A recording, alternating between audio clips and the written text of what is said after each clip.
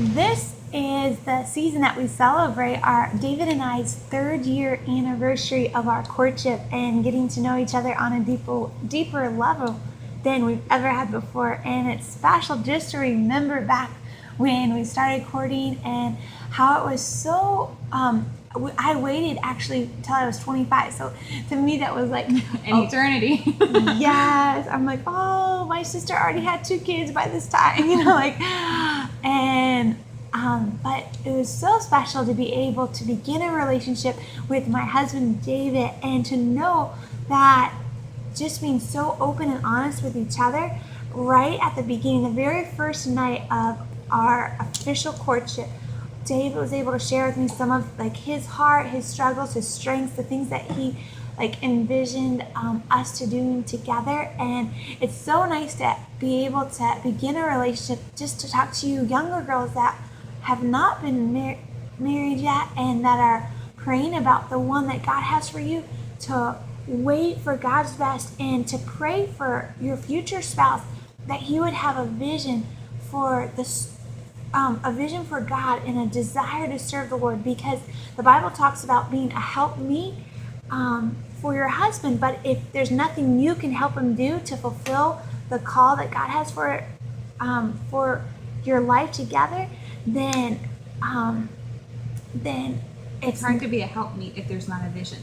Yes. And there's not a service. I remember being married and being in a relationship and being really impressed with David and knowing that you guys work together and thinking, I wonder if something's gonna happen there. And over the years, is that, David's a great guy. He'd be a great guy for you. And I remember you were so sweet to be like, yes, I would love to court and marry David one day. But you were focused on serving the Lord and waiting on the Lord. And it wasn't like, okay, I'm waiting on God, so I'm just gonna sit here and sit here and sit here. But you were busy serving the Lord.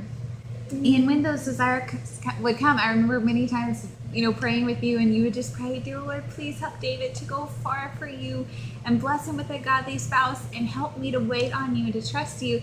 And just hearing you pray and say, God, I give you these desires, and I know that you care about me and about who I marry more than I could ever care. And just your trust for the Lord was so sweet to see. And anyways, I remember being excited. I remember so well because right around this time, 3 years ago, Josh and I had just landed in Israel. And we were driving in the bus to our hotel room, and we got this text from David Waller saying, hey, Josh, I have a few questions about some cars that their ministry had purchased. And then he's like, and then I have something a little more personal I'd like to talk with you about. And so I was just like, score, I know, finally he's calling to ask about Priscilla. And so I was like so excited. So we finally got to a place where we could Skype, we finally got to a place where we could talk with David on the phone. In Israel. It was so special. And so I kept seeing the Star of David everywhere. I'm thinking, oh boy, Priscilla has her Star of David. She brought back a souvenir, and it was like a necklace that was the Star of David. She's like, this is your Star of David. And so I was like, you're David's star. But anyways, I remember being so excited. David called, and he needed to get our dad's number so that he could call and ask for permission to begin a relationship. And it was so sweet to hear him talk. And so Josh was like, well, what attracted you to Priscilla? And he said, well, Priscilla's obviously a very attractive, and he said that you were a very attractive and beautiful girl, but what really attracted him to you was your heart and your passion for serving the Lord. And it was so sweet to just hear his desire to serve the Lord. And it was kind of one of the only times I've seen David a little short for words and a little awkward and a little nervous. And it was just so fun to be a small part of the beginning of your relationship and just being so excited for you. Josh and I only got 2 hours of sleep that night because we were talking on the phone and we talked through the night till the sun rose. And so we got off the phone with David and went outside on our porch and took pictures of the sunrise on the Sea of Galilee, and then got a little nap and had our first day of touring Israel together. And it was just so special to walk where Jesus walked and to be in Israel, and then to know that the same God that calmed the storm, that fed the multitude, is the same one that's leading us every step of the way, and how he was bringing your steps and David's steps together to walk Yes. together and serve him. I know it was special, like just remembering, wow, we've heard a lot of different, I've heard a lot of different girls be like, oh, my boyfriend did this or my boyfriend did that. And then they would be like so in the dumps because maybe a year later or 6 months later or just a couple months later, something happened and they broke up. But when I walked in to have breakfast with David, we were at a couple's house, and he invited me for breakfast the first day of our courtship. And it's hard to believe it's been 3 years, but there was like a huge bouquet of flowers, and there was 25 red roses, and it was like, wow, they're for me. This time in my life that I've been waiting for so long is finally here. But I just, what somebody really encouraged me, don't live for your wedding day, because your wedding day will come and go. It's a 24-hour day, just like every other day. And so don't just wait till somebody can sweep you off your feet, because expectations will ruin a good relationship when you're expecting the one that's going to court you to bring you roses, and it's really sweet when those things happen, but that shouldn't be the passion of somebody romantic sweeping you off your feet and red roses and things like that. But to say, hey, what's really going to happen? Like when the rubber hits the road, do you want somebody that's angry or kind, or that's patient with you when you're running late? And it's been so neat to get to know David, and us getting to know each other, and then getting engaged and getting married and being able to serve the Lord, and go on lots of different road trips together. And it's been the best 3 years of my life. Yes, and I think about wedding. I remember when I was at the very beginning of my wedding plans, and someone had come in and had didn't talk to me, but had talked to my parents and said, hey, well, I think this and that. And my parents were like, oh, that sounds great. And so they made some wedding plans, and then I was informed of those plans. And I was like, now, wait a minute. Those were exactly the same ideas I had, but I didn't get to make them. Y'all made them for me. And I remember being a little upset and thinking, that's not fair. I'm supposed to be able to make those decisions. And then God convicted me that pride is reserving for myself the right to make the final decisions.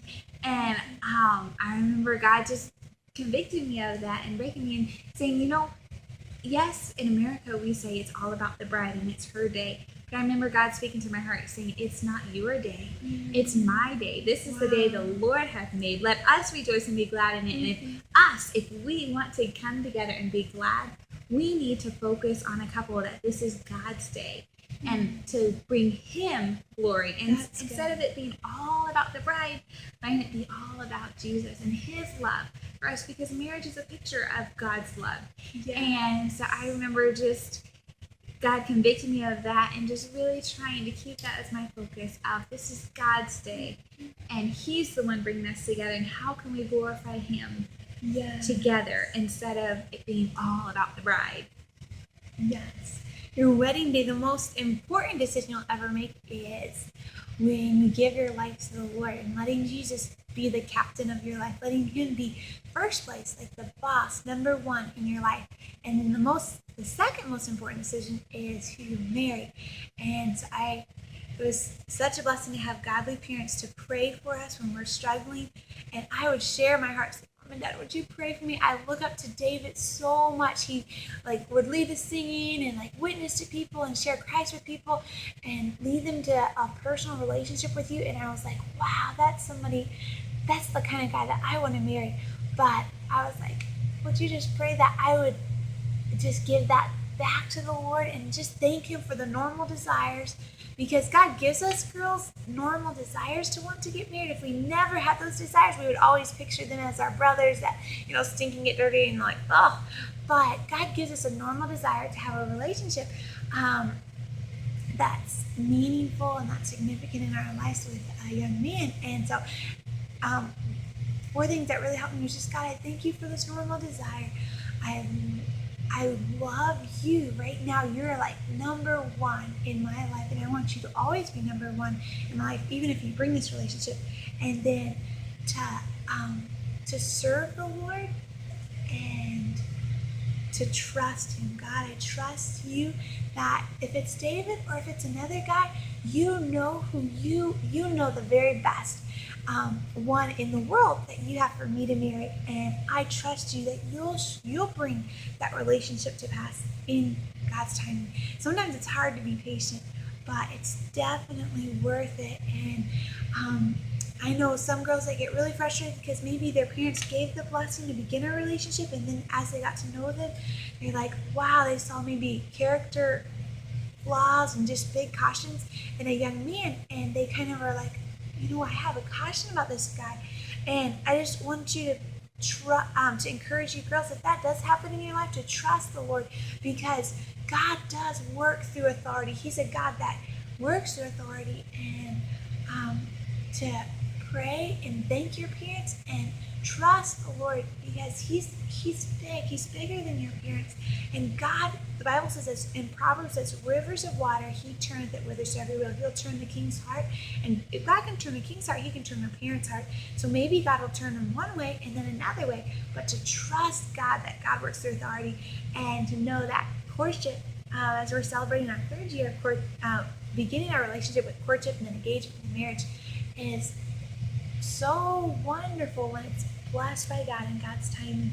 And I appreciate Anna, my sister, her example of just about 3 years before us, probably 2.5, 3 years, and just saving her first kiss and desire to be accountable and having a chaperone wherever, if they're in a room alone or if they're going on a date or something, going out to eat, that they would always bring a chaperone. And that, even just on the chaperone's perspective, it taught me so much, just being such a godly example. And their desire, it's not like we had to, like, the chaperone had to be like, hey, a little too close, because that was that was in their heart, to want to be a godly example, want to be pure for each other and for the Lord.